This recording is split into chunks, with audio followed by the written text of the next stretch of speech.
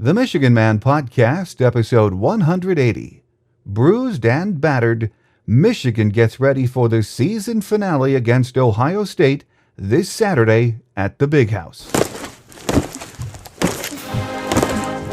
Oh man, Euchre's been broadcasting for 27 years. I have never seen anything like this. They need 2 inches. Dennis Franklin, the quarterback, taking a long count from center. He hands off to Shuttlesworth 5, and it's down to the end zone. Touchdown! Touchdown, Dennis Franklin! Oh my God, Dennis Franklin fooled everybody. He fooled me. He fooled the entire Ohio State team. Kneeling is Larry Gustafson. Attempting will be Super Toe. Super Toe will kick the 30-yard field goal. It's kicked to send over in. It's a tied-up ball game. 10-10. Okay. Under center is Wangler at the 45. He goes back. He's looking for a receiver. He throws downfield to Carter. Carter hands up.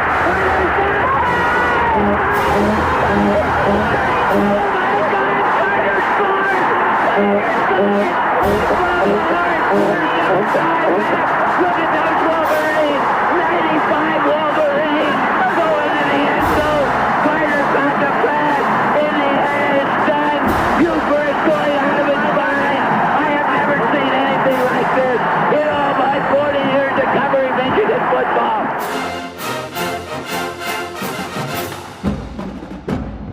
This is the Michigan Man Podcast. On GBMW Go Blue, Michigan Wolverine. For Wolverine fans from coast to coast.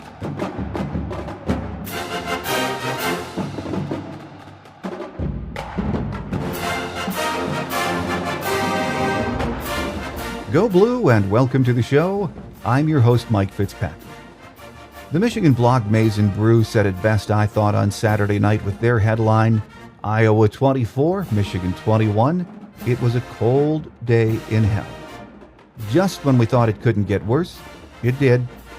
Can this young team regroup in a matter of days and be ready for the juggernaut that is Ohio State? My football mind tells me no way, but my heart says it can happen.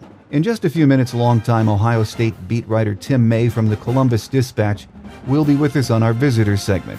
Then on Michigan Game Day, we'll be joined by the angel of the Big House, Michigan beat writer Angelique Chengelis from the Detroit News. Angelique has been with us for the last 4 years to preview the game.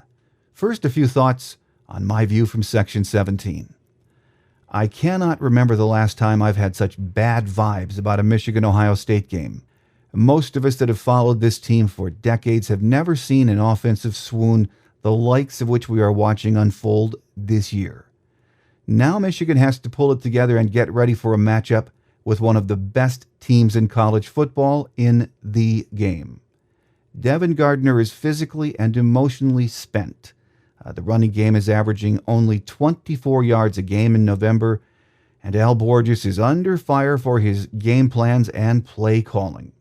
On the bright side, the defense, I think, has been stalwart. Considering just how much time this unit has spent on the field this season, they have been able to battle and keep Michigan within striking distance in 3 of their losses, Michigan State being the exception. Is it overly optimistic or even rational to expect that this team can put 4 quarters together on Saturday and beat a team that is peaking, has everything to play for, and, quite frankly, looks like a machine right now? That's why they play the game. No one is giving Michigan a shot this week. But in the end, it doesn't matter what the fans or media or other experts think. What matters is what do the young men wearing the winged-tipped helmets think. And we shall find out at 12 noon on Saturday.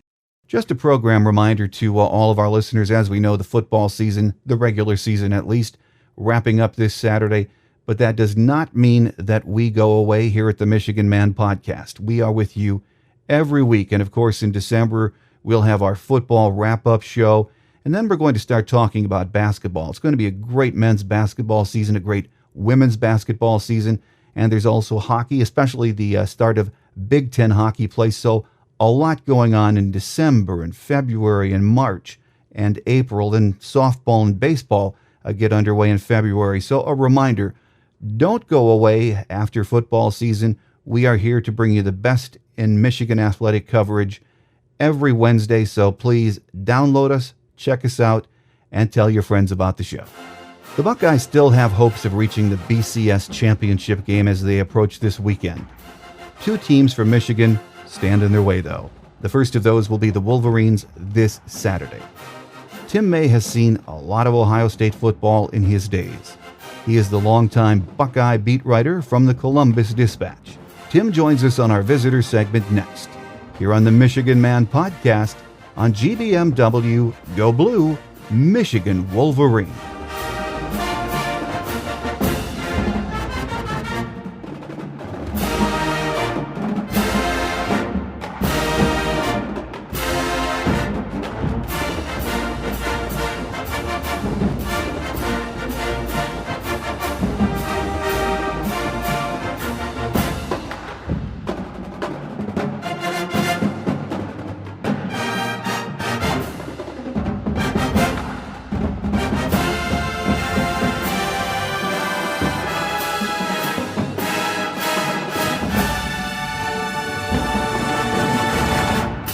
Back with us this year on our visitor segment as we get ready for the game, Ohio State beat writer Tim May from the Columbus Dispatch. Tim, great to have you back with us again this year. Good to be with you, my man. Well, Tim, 23 wins in a row, still in the BCS National Championship hunt, and oh yeah, it's Michigan week.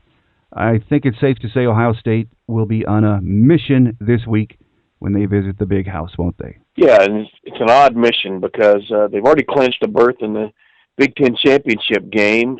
They've already set the record for consecutive wins, the school record for consecutive wins, and the Michigan game kind of falls in between. I don't know, it's an interesting focus mission, I think, for the Buckeyes. But what enhances it is the fact it is the game, and it gives them something to play for, a chance to reestablish another streak, which was they had won 7 in a row over Michigan before losing up there in 2011 during that transition year from Jim Tressel through Luke Fickell to now Urban Meyer. And so now, yeah, they have a chance to reestablish another streak over Michigan. So we'll see how it goes. It's just been an interesting year so far, and the way this team has kept its focus, and I don't expect anything less.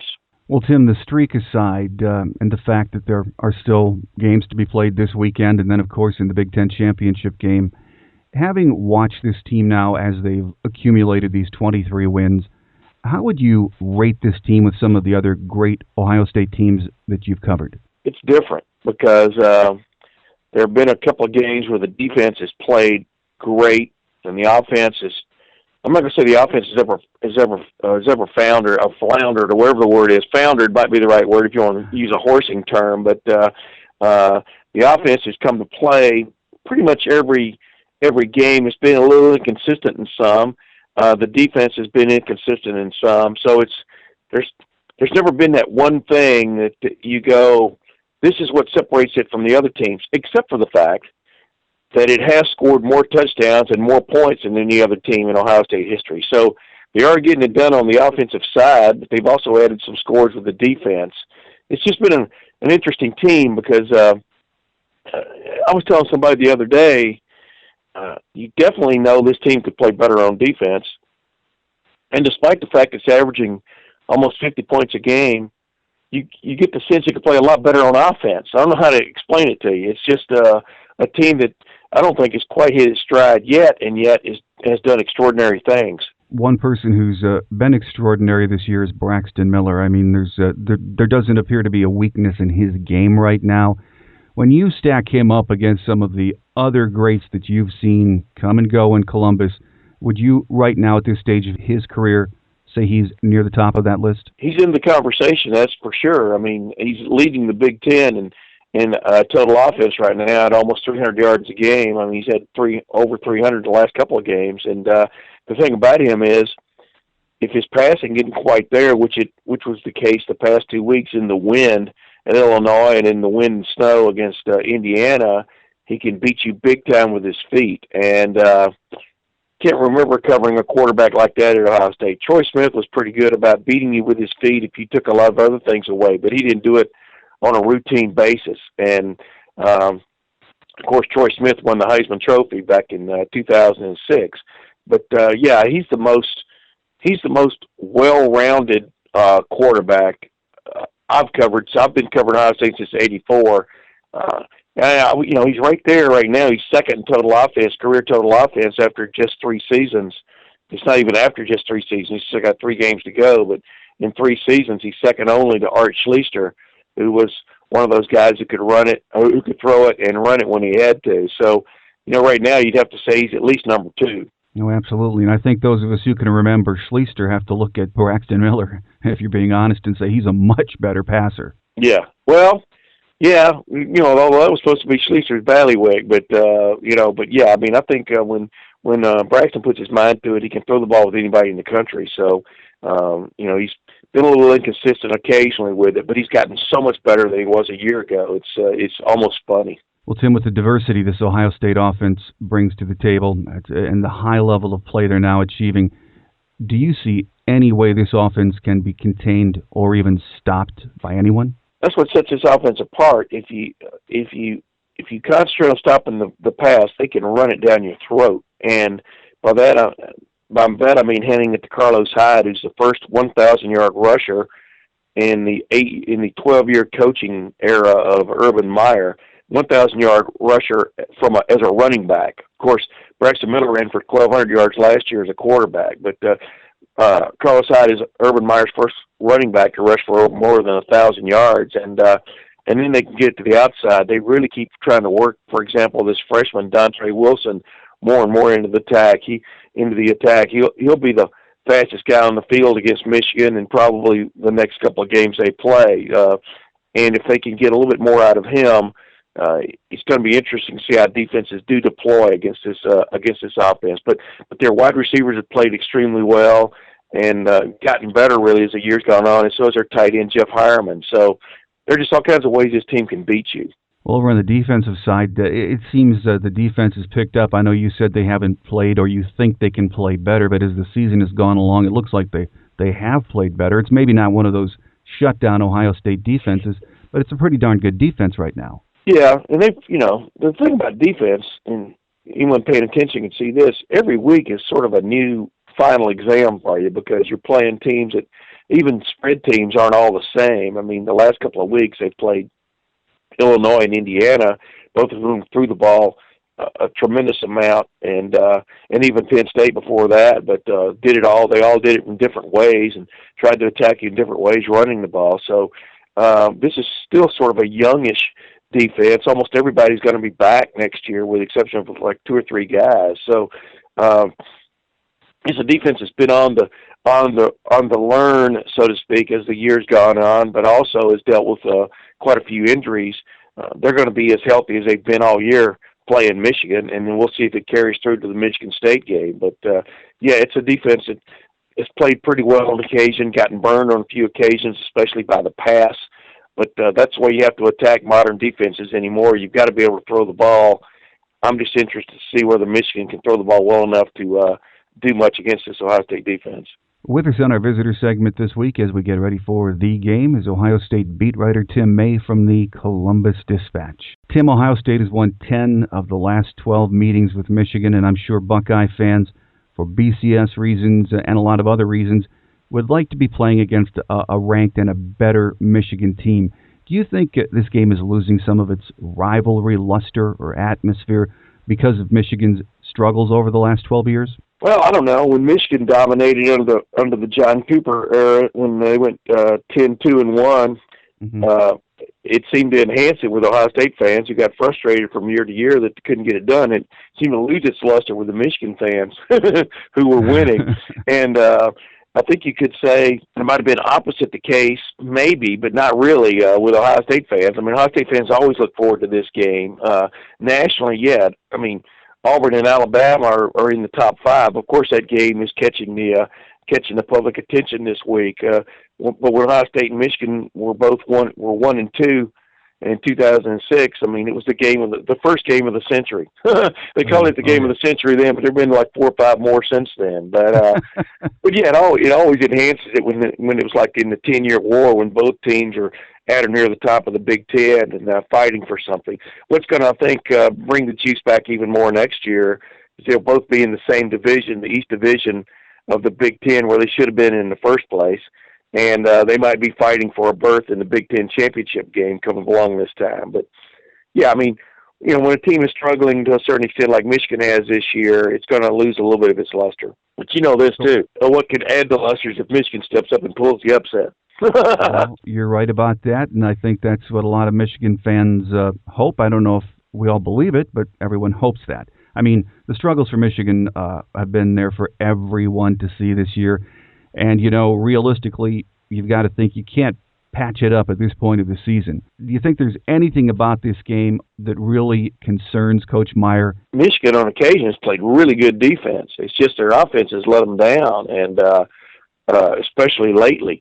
I'm not sure what's going on with their offensive line, but they clearly have problems. But defensively, they've played most games well enough to win. Now, with that said, I mean, they were up at Iowa last week, and then, you know, gave up a couple of late, you know, couple of scores, which led Iowa back into it to win it. So that's a little dark mark against the defense. But yeah, I mean, any team that tries to throw the ball has a shot against anybody if they have some success. And if Bunches and Jeremy Gallen hang on to the football today, if Devin Gardner has time to throw it, that's going to be the focal point. Ohio State's going to come after Devin Gardner when he tries to throw, but that's no big secret. Then Michigan could have a chance, because teams have had some success against Ohio State throwing the ball on occasion this year. Well, other than the fact, Tim, it is the game, there's obviously a lot more on the line for Ohio State this Saturday. And we've seen the points the Buckeyes have put up in the last few weeks. And up here, we know they'd love to hang a big one on Michigan. There's no doubt about that. A closer, a competitive game this week, that could hurt Ohio State in the BCS rankings, couldn't it? No, not really. At this point, the beauty contest is over.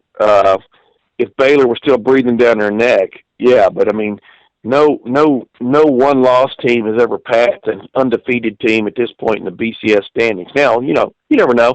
If Auburn knocks off Alabama, the polls are reactionary, knee-jerk kind of mechanisms, but most people don't see it. Most experts don't see it happening.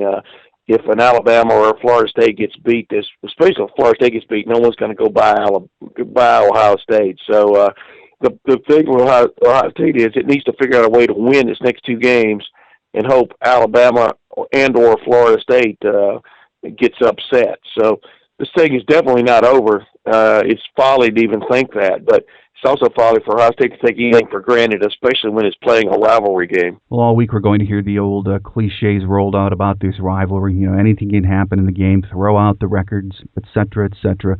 But do you really think, I mean, you've seen enough of Michigan this year and you see Ohio State every week. Do you think this has a chance of being a competitive game, or that it could get away? Well, you're asking the wrong guy, because back in August I picked Ohio State and Michigan to play on back-to-back weekends for the first and last time ever this year. I expected them to play Saturday, and I expected them to play next Saturday for the Big Ten championship. I've always thought this Michigan team was better than it showed this year, especially offensively. You're right. I mean, can you get your act together in 1 week? I don't, probably not, but I still think there's some potency there that folks haven't seen from Michigan. With that said, though, the guard play in the middle of the offensive line would be troubling for anybody to watch. So I would have to say I don't expect it to happen, but stranger things have happened. Yes, stranger things have, and in this series we've seen some incredible upsets, but I think those of us who are Michigan watchers and Michigan fans would say those were much better Michigan teams heading into those games with Ohio State. All I know is in 2009, when interest waned in the program, I'll never forget, as long as I live, sitting there in Michigan Stadium in the fourth quarter, and there were so many Ohio State fans there. They were doing the OHIO around the four areas of the stadium. I'm not sure things have fallen to that point yet, but I know their Ohio State fans are keen to get tickets for this game, so we'll see what happens. Yeah, that's going to be one of the interesting aspects on Saturday. Yes. Tim, a final thought. The Buckeyes, of course, will be headed to Indy to play Michigan State, and so as it should be, the two best teams in the conference are going to meet to settle things. The Spartans will be more than a good test for Ohio State.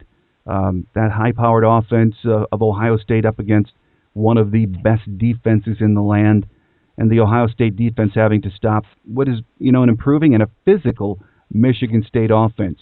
Do you think Buckeye fans take Michigan State seriously? I know they can't look past Michigan this week, but you've already played Wisconsin. That was a tough and a physical matchup and a good test. Northwestern at the time was a good test. But Michigan State has really come on. This is going to be a big game, isn't it? Oh, absolutely. I mean, these will be the two best teams in the Big Ten playing each other. Throw Wisconsin in the mix in top three, but Michigan State's a team, if you watched them, has gotten better seemingly as the year has gone on because their offense has improved. It's gone from incompetent to competent to now a little bit dangerous. And you mix in the fact that they play sound defense as well as anyone in the country. Yeah, this is going to be a very interesting test for Ohio State without a doubt. And I don't think anyone's, I know Urban Meyer and his staff aren't taking it for granted at all. They remember that game up at Michigan State last year, which turned out to be the hump game for that Ohio State team that went on to go undefeated. But that was a hard-fought, tooth-and-nail kind of game. Now, with that said, Ohio State is so much better on offense, and by that I mean more well-rounded, more competent in all aspects than it was when it played up at Michigan State last year. And so I'm kind of looking forward to this game because it's going to be an acid test to how far both teams have come in the last 4 months. And by that I mean, has Ohio State's offense gotten to the point where it can score on any kind of defense, and then can it line up and play what I call conventional warfare against a pretty conventional kind of offense in Michigan State, which occasionally likes to try to beat you with some kind of trick or definitely play action. So I've been on record as saying I think this defense is built to play against those kind of offenses, but I guess we're going to find out. Well, it's going to be a big 2 weeks for Ohio State football, starting this weekend at the Big House. Our guest today has been Ohio State beat writer Tim May from the Columbus Dispatch. Tim, again, a pleasure to have you on the show this year, and we look forward to getting you back next year. You got it, man. Just call me. Coming up next on Michigan Game Day, we're joined for the 4th consecutive year by the angel of the Big House, Angelique Chengelis, Michigan beat writer from the Detroit News. Right here on the Michigan Man podcast on GBMW Go Blue, Michigan Wolverine.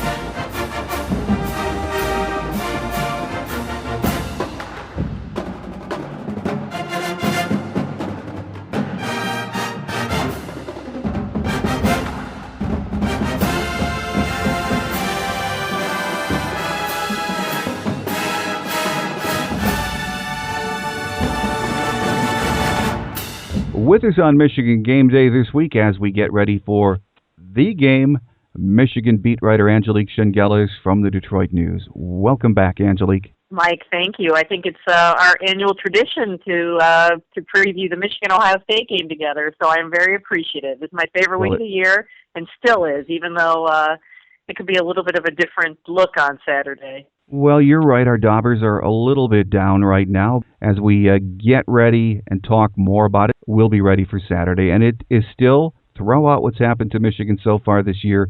We know all about Ohio State and what's in it for them. It will be a game come noon on Saturday. It will be. And, it is a rivalry game. And I've talked to a lot of former Michigan players in the last couple of weeks about that game. And I think everybody knows it's a different kind of mindset for both teams. And when you look back at the games, the Michigan-Ohio State games in Michigan Stadium, the last, I'd say the modern era since '69, we'll say from Bo's first season, Michigan's never really lost by a huge margin in the losses to Ohio State. I think the biggest is, twice they lost by 11 points. So I guess I don't know if that's evidence of anything, except that I think it's always a game that Michigan plays hard at home, and certainly they play hard in the rivalry game in Columbus, but you just haven't seen those lopsided losses at Michigan Stadium. So I wonder if that if that bodes well for them on Saturday. And before we focus on the game and talk about this week, let's, if we could, Angelique, just back up and talk Sure. about what happened Saturday in Iowa and in general, some things about this Michigan team. 105 plays for negative yards this year, 31 sacks allowed, just unimaginable for most Michigan fans. In all of your years of covering Michigan football, have you ever seen an offense struggle like this year's? I can't recall. I really can't recall anything like this, and it's been tough to watch and to see that, you know, these guys.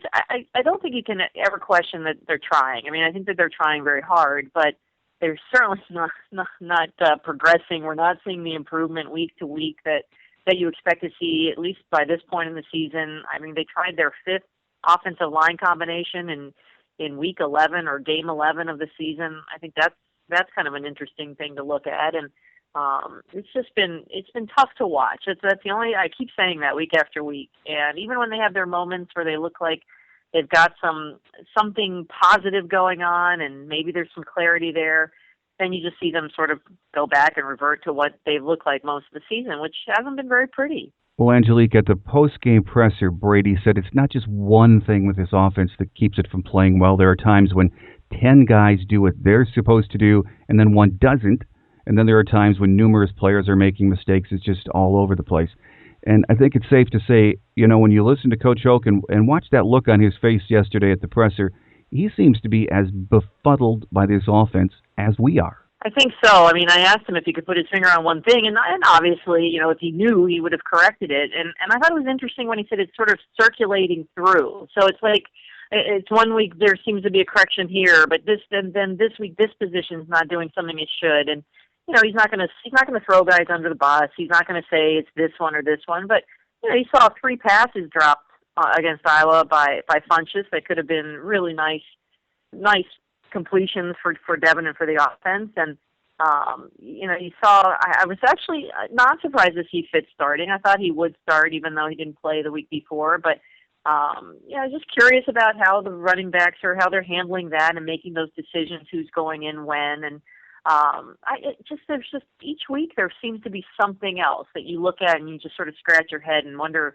why isn't this personnel group working right? You know, we focused so much on the offensive line early in the season, the interior, and I didn't think they were horrible against Iowa. I didn't think, it's not, Devin didn't have a ton of time to do what he wanted to do all the time, but he did have time at times, and he made some bad decisions. And I think that's just a product of week after week, the beating he's taken in the 3 previous games. I mean, 7 sacks and all those hits that he took against Michigan State, and then the 7 sacks the next week against Nebraska, and then 5 last week against Northwestern. I think the guy's just taken a physical beating, and it's had a little bit of a mental toll on him too. I think that's absolutely to the point. And he took full responsibility for the loss, which we know that's not right.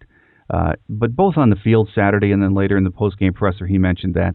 But he has the look and the body language, I thought, of a mentally and physically worn-down player. He was coming off the field during the game, and that head was down. That was, you know, in the second quarter, and that just did not bode well. It didn't, and it's interesting, Mike, because, you know, early in the season before, or during the first bye, and he talked about working with Greg Harden, the athletic academic counselor at Michigan, and who's worked with so many athletes, Tom Brady, Desmond Howard, and said he took a lot from that, and that Harden would be on the field and telling him to stay engaged. And I looked at him a few times during the Iowa game, and he'd get on the headset with Al Borges, and then he'd just stand there alone, looking down a lot, like he said. And I thought, this is not the body language of a guy who's got a lot of confidence right now. And you certainly can't have that in your quarterback. And you know, Devin is, I think, by and large, a very confident guy.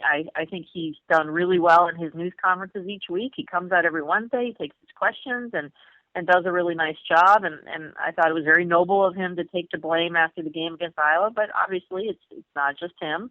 But it's hard to see him get on the field and just not look like he is confident. And I don't know if he's not sure he's going to get the right protection from the offensive line, if he's not going to get enough support from his running backs.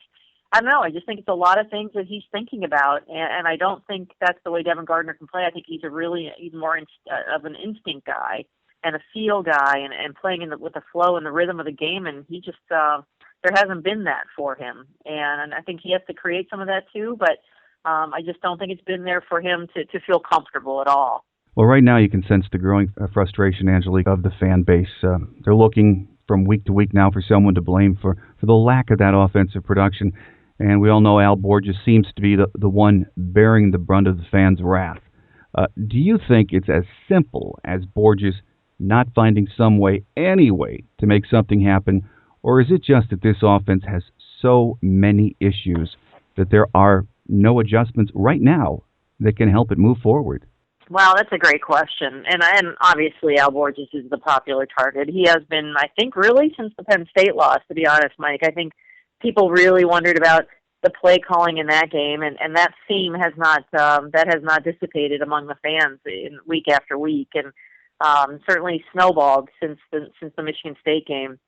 And I think certainly Al has to take some blame, and you do wonder if you're seeing any adjustments. And he knows what his personnel is. He knows what they do well and what they don't do well, and sometimes you wonder if he's setting them up, not setting them up to succeed.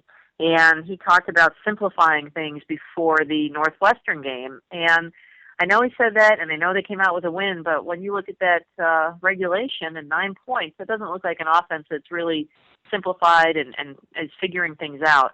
And I do think a couple weeks ago, a lot of people read into his comments things that I didn't hear.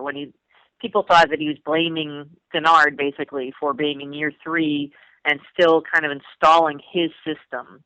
And I don't think he was blaming Denard. I think he was saying that he took an offense that he's comfortable with, but had to tweak it and change it to accommodate a guy who's a very special athlete. And they won big the first year in that offense with Denard, and then took a little bit of a step back the next year, and Denard got hurt, obviously. And I think in some ways you can look at the logic that this is his first year of installing what he thinks is more of his offense. So, I'm willing to cut him a little slack in that sense, but gosh, it's just hard, Mike, to say that you see progress in this offense, and I think that's the bottom line. That's what people want to see. When you look at the stats and see that Michigan's ranked 100th in rushing and 95th in total offense and dead last in tackles for loss allowed, you scratch your head and wonder if this is the right way to go coaching wise. Are they getting the best out of their players? And a lot of that comes from coaches. You can't expect players to always demand and expect the best out of themselves. The coaches have to get that out of them. Well, in the coming weeks, I'm sure that will be addressed, and I think we are all who have followed this team for years scratching our head right along with the coaches. It's just, to me, my head wants to explode watching the offense right now, because I just cannot for the life of me figure out how you cannot make adjustments and how players have regressed on that offense. I mean, they're young. Yes, we all know that, so you expect you're going to have issues, but you don't expect in week 11 for things to go backwards. I agree, and I think that's what we're seeing, and we're definitely not seeing improvement. I mean, maybe it's at the status quo. I don't even. I think you're right. I mean, I think it's going backwards because you're seeing. I mean, I don't know how you can not say that, because they had negative rushing yards, and I know that counts the sacks and everything, but still negative rushing yards, minus 69 in 2 games, 14 sacks. That's not progress. That's definitely taking a step backward, a big step backward. Indeed it is. One area that we haven't taken a step backward, and I'm proud of the defense. They were on the field way too long on Saturday, and you can say that most Saturdays so far this year. And they finally cracked in the second half, which, God bless them, you expect, as physical as Iowa is, you cannot stay on the field that long. Just over 18 minutes, I believe, in the second half, that defensive unit was on the field. But overall, again, missing James Ross and Desmond Morgan in the second half, they kept this team in the game. Absolutely. I mean, those were huge losses for Michigan's defense. But you're right. Overall, I think week to week, I think you can look at the Indiana game and say maybe that wasn't their best performance, because I think that the Michigan's secondary, although Blake Hannes had his 5th interception, and we've seen some production in that respect. I don't think the secondary is is really the strength of this defense. But, so I think maybe if you could overlook the Indiana game, I think all in all, this has been a really nice, it's not a great defense, but it's a very nice performance. And especially the demands, as you said, Mike, that the offense has put on the defense this year. And they've operated a lot in short field situations, especially early in the season with all those turnovers. And, I think it's been very admirable. And I think that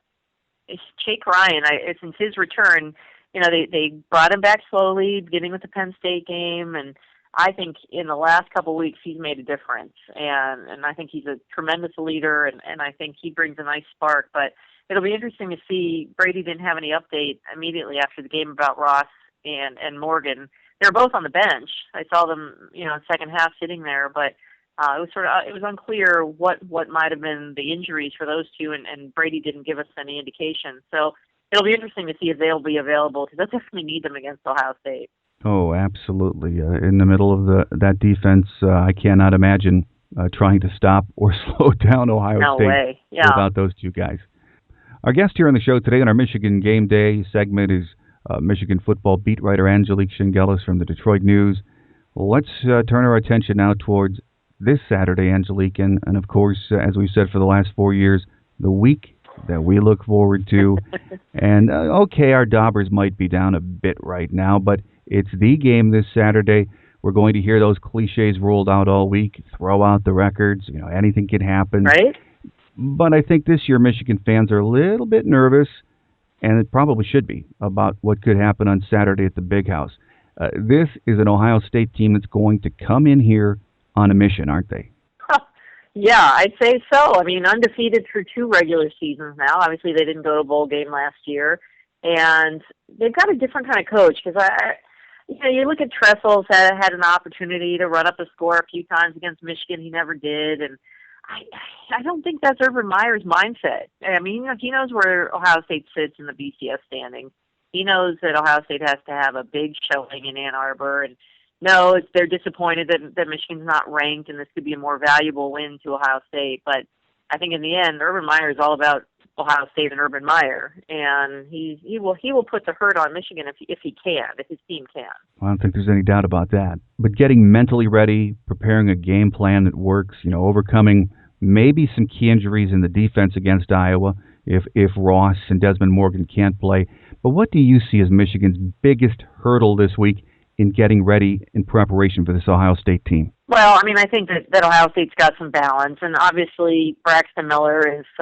I think he's a pretty terrific quarterback, and I think they've done a nice job defensively against that kind of quarterback. Mobile, can do a lot, but it will hurt them if those two can't play. If Desmond Morgan and James Ross can't play, because they've got Carlos Hyde, who's doing a nice job too running the ball. And I think if Ohio State has an Achilles heel, I think it's their secondary also. And I think if Devin can if they can somehow get him some time, he can get his feet set, make some of these throws that I thought were there last week against Iowa. And like I said, a couple drops. I think they'll keep it close. I'm not saying they can beat Ohio State, but I think that's one Achilles heel. But offensively, it's just they're pretty dynamic. I mean, they're scoring 40, almost 50 points a game, and they're pretty terrific. 315 yards rushing a game. They've got a nice balance, Mike, and I think that's going to be hard for Michigan to stop. They can slow them down, but this will be a game where the offense needs to turn it on and score some points for Michigan to have a chance. Well, turn it on, or at least hold on to the ball. Right. Quite a bit longer than we have in the past few weeks. So you look at this offense. You're right. They're playing like a machine right now, racking up the points. Braxton Miller, in my mind, I hate to admit this, but when I watch him, I think he could be as tough a player in the country to defend as any I've seen, because he can just beat you in so many ways. He's such a great athlete. And his passing game has improved so much. He is so accurate. His footwork is just outstanding in the pocket right now. I mean, he does it all. He's playing at a high level. Okay. But do you really think the Michigan D, if they have to be on the field against him too long, there's no way they can slow him down? No, I don't think so. I mean, you're right. I mean, he's completing almost 70% of his attempts. I mean, he's definitely an improved product, and I mean, he could have a Troy Smith kind of performance against Michigan. And and that could be very deadly, as we know. And no, the Michigan defense cannot be on the field long. As good as they've played, as well as they've played, they cannot sustain that kind of pressure from that offense. And it's a very good offensive line that Ohio State has. So I think their hope is to be turnover free offensively, Michigan's offense, and try to make some big plays down the field. I think they've got to hit Funchess. Maybe Gallen gets involved. Maybe you see Chesson. They've got to get those guys involved because I think that's the only way you can score some points on this team. Well, I think you're right about that. And, after 11 games, it is what it is, and we have to believe that after what we've seen the last few weeks, which makes me think poor Al Borges, because I would not want to be him this week, because if you stick with something similar in your game plan approach against Ohio State, you're in trouble. You're in trouble, yeah. You really have to go for broke in this game, and I see that as the only way, as you mentioned, trying to get downfield to Funchess. Hopefully he'll hang on this week. Do something different because what you've been doing so far isn't working. I wholeheartedly agree. And look, Michigan's played well at home under Hoke. I mean, they lost the Nebraska game, obviously, but they have defended their home turf pretty well over these 3 seasons.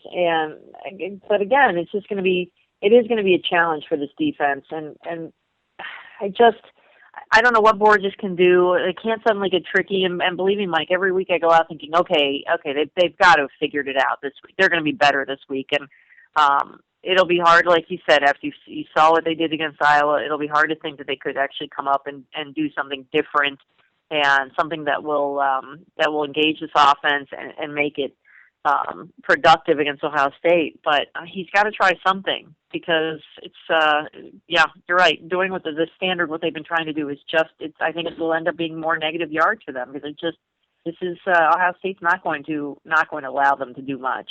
And, aside from a superhuman effort on Saturday, Angelique, which, is always a possibility in the game, and these rivalry games, this game, Michigan, Ohio State, it can happen. That said, Michigan, as we said, can't show up with a game plan as we have in the past few weeks. But do you see any way this Michigan team can beat Ohio State? Well, I came into the season and I picked Michigan to beat Ohio State, Mike. So part of me's like, well, I guess I kind of have to stick with that.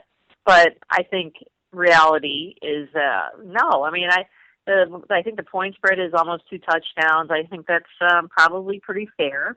And knowing what Ohio State has on their line and how Urban Meyer is going to coach and what he wants to do, I mean, he wants blood. I mean, he really wants to. He's got to get voters to change their minds next weekend, and if it comes down to that, and I think it's going to be really hard for Michigan to beat Ohio State, and right now, no, I don't see it happening. I just don't. I mean, there's just no running game. There's just nothing consistent offensively that makes me think that they can get it done. However, we have seen signs every once in a while, but just not consistently. So if they can somehow put together a few series, be consistent, get a lead. Well, they had a lead against Iowa, so maybe that's not going to work. But if they can find that consistency for a little while in this game, I think they stay in it. I really do.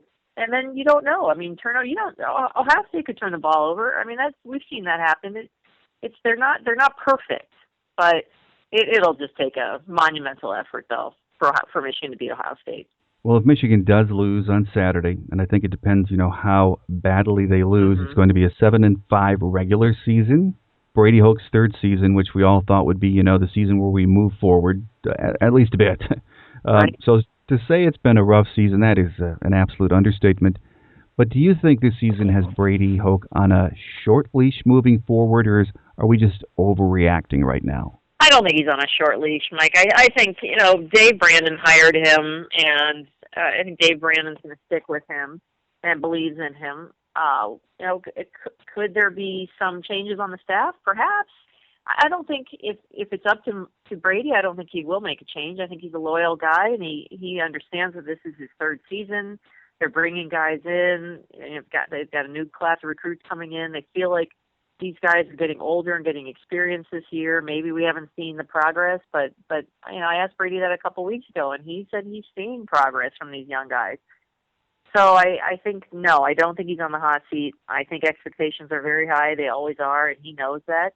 And And if there's a change on the staff, I don't think it'll be entirely his idea. I think that the CEO of the athletic department would probably have to have a say in that. Dave Brandon, of course, is who I mean by that. Well, and that would be the first, I wouldn't say confrontation, but that would be the first time that that's happened in a long time in Michigan. Well, it would be. And Dave takes a very active, he's an active participant in things. And he's over the building a lot, and he sits in on meetings. And he did that under Rich Rodriguez, too. This is not a new thing for Dave Brandon and the coaching staff. So he knows what's going on inside the program, and he's been already vocal about his support of Hoke, but I think when you've got guys like Desmond Howard now on ESPN on Gameday a couple weeks ago, or before the Northwestern game, calling out Al Borges and saying that you've got to out-scheme other teams and you've got to earn your paycheck as the third highest paid offensive coordinator in the country,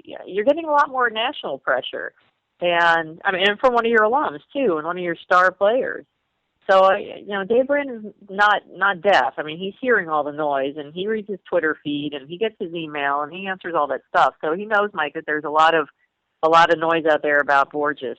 So I think he'll keep an eye on things, and I would be surprised if there's any kind of coaching staff change. But again, if there is, I think my hunch is that Brady would be reluctant to do it, but would feel some pressure to do so. Well, Angelique, it's Michigan-Ohio State this Saturday. It's senior day, and, we'll talk about it all week, and we'll read all of what you have to say this week in the Detroit News as well.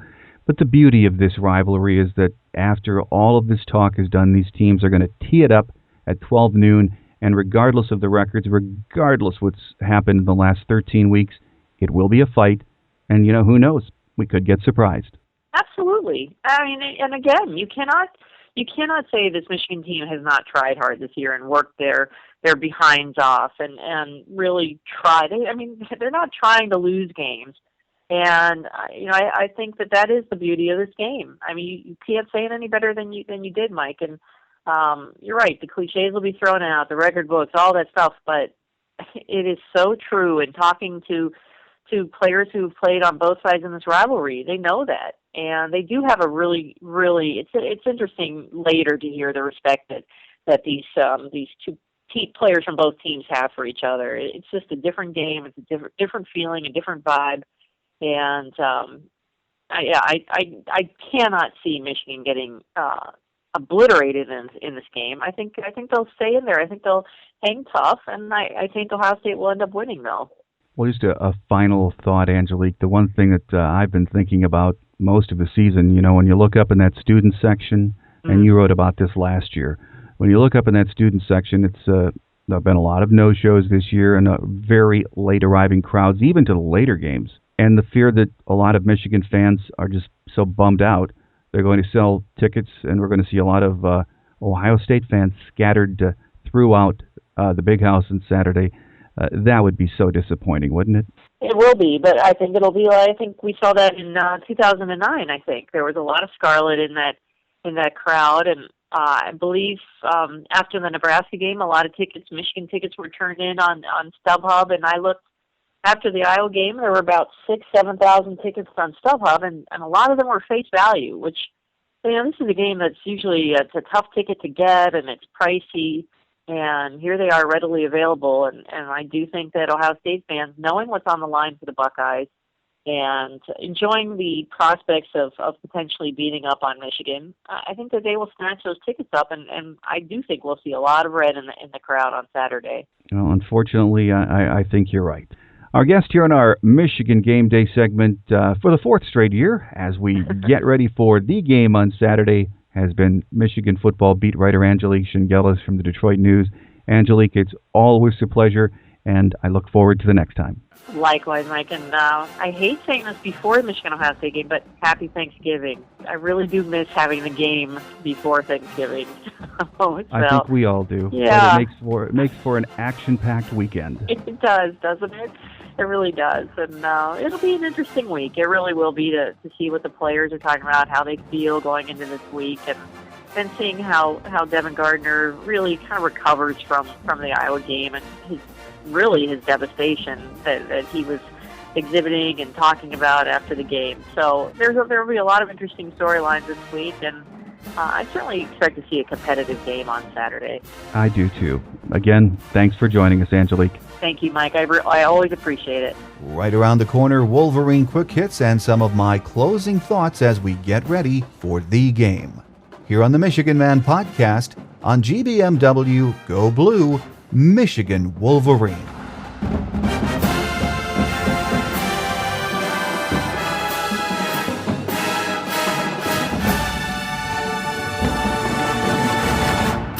On Wolverine Quick Hits today, at his presser on Monday, Coach Brady Hoke said he expects Devin Gardner, James Ross, and Desmond Morgan will all be ready to play this Saturday. Brady wasn't specific about any of their injuries. He just said they would be ready to go, which is good news, especially on the defensive side, as we need Desmond Morgan and James Ross in the middle. Coach Hoke also said he still thinks this team is headed in a positive direction, especially long term. He said he sees the progress in practice and the effort is there all the time. Now it just needs to translate to Saturdays. He also said his team has a good attitude and they do still believe in each other. Don't forget our show app is now available from a variety of sources. For Android users, we're in the Market Store at Amazon.com. For Apple devices, our app is available in the iTunes App Store. Another great way to tune us in for free is with the TuneIn Radio app. You can also hear the show on Stitcher Radio on demand. Download the free app today at www.stitcher.com. Our phone lines are open for your calls 24/7, and we would love to hear from you. Give us your take on the Ohio State game, on the upcoming bowl season, on recruiting, anything maize and blue. You can also email your thoughts and opinions to the Michigan Man Podcast at yahoo.com. That's the Michigan Man Podcast at yahoo.com. Give us a shout anytime. And again, our listener line is 313-263-4842. Thanks to my guest today, Ohio State beat writer Tim May from the Columbus Dispatch, and as always, the angel of the big house, Michigan beat writer Angelique Chengelis from the Detroit News. This Saturday's game might not shape up to be the kind of game we had hoped when the season started, but it is still the game. Don't forget that. We know what it means to Ohio State this year, but we also know what it means to this young Michigan team. It's been a season of frustration, learning, and disappointment for the Wolverines and for the fans. A win on Saturday would mean so much for this program, not only in capping off a tough year with a huge upset, but moving forward and looking ahead to next season. Yes, the game means a lot to Ohio State for obvious reasons, but there is also a lot on the line for this young Michigan team. It will be a tall order to beat the Buckeyes on Saturday, to be sure, but it can be done. Kickoff is at 12 noon, and the game will be televised on ABC. And as I mentioned at the top of the show, football season, of course, the regular season ending this Saturday. That doesn't mean we are going away here at the Michigan Man Podcast. We're going to be back next week to recap the Ohio State game. We have a bowl game either the last week of December or early in January. We really don't know until after Saturday. But there's also basketball coming up. The basketball team off to a 4-2 start right now. Women's basketball underway. Big Ten hockey, the inaugural season. There's just so much to talk about. So after football season is over, please don't go away. Join us every week. We'll have the best in Michigan coverage. And of course, in February, we also have our recruiting show. So there's just a lot of stuff going on. Stick around. I'd like to take this opportunity to wish each and every one of you a happy Thanksgiving Day and weekend. Thanks again for listening, and please tell your friends about the show. Have a great Wolverine week, everyone. Stay positive, think victory, and let's hope Ohio State's streak ends at 23 this Saturday in Ann Arbor. How sweet that would be. I'm your host, Mike Fitzpatrick. Take care, and as always, go blue. Thanks for listening to the Michigan Man Podcast on GBMW Go Blue Michigan Wolverine. You can find us on the web at www.gbmwolverine.com. That's www.gbmwolverine.com. For audio posts or other fan feedback, please call our listener line at 313-263-4842. That's 313-263-4842. Email fan feedback to the Michigan Man Podcast at yahoo.com. That's the Michigan Man Podcast at yahoo.com. The Michigan Man Podcast on GBMW Go Blue Michigan Wolverine is produced at the studios of Robin Lynn Productions, Allen Park, Michigan. The Michigan Man Podcast is not affiliated with the University of Michigan. Go Blue!